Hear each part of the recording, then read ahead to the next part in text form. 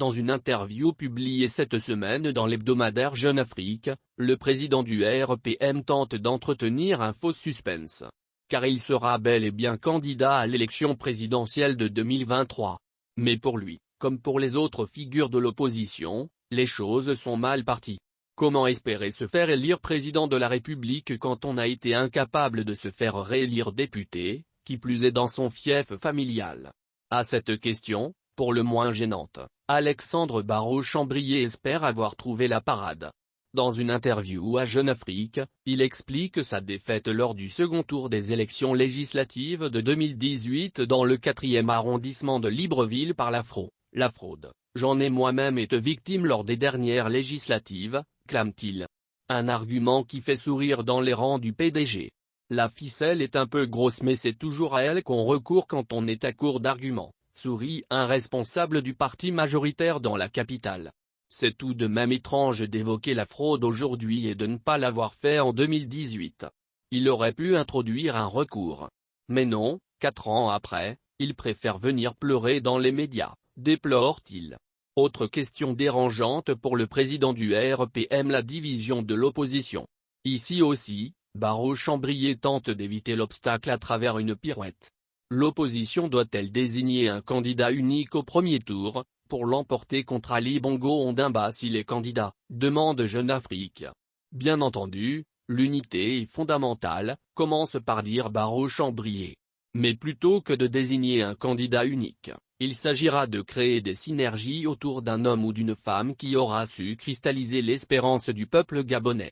Et le président du RPM d'espérer que le moment venu, le peuple saura identifier le bon berger.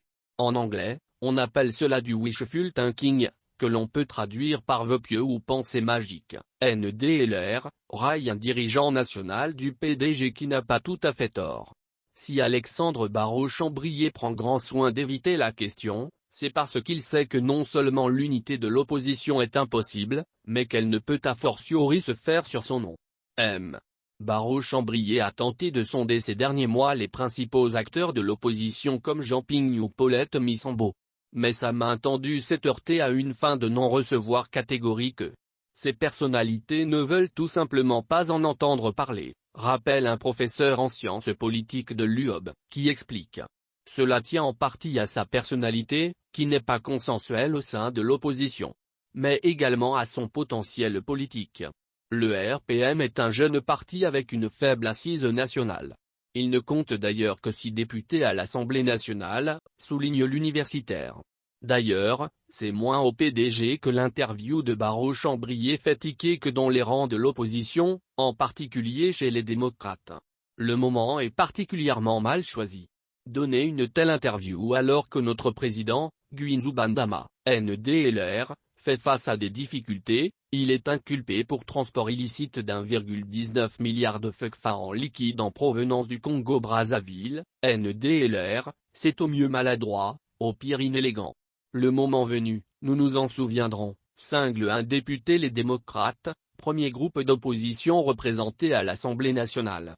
Face au PDG, rang serré derrière Ali Bongo Ondimba, l'opposition gabonaise ira en 2023 aux élections en ordre dispersé. Au risque d'y faire de la figuration.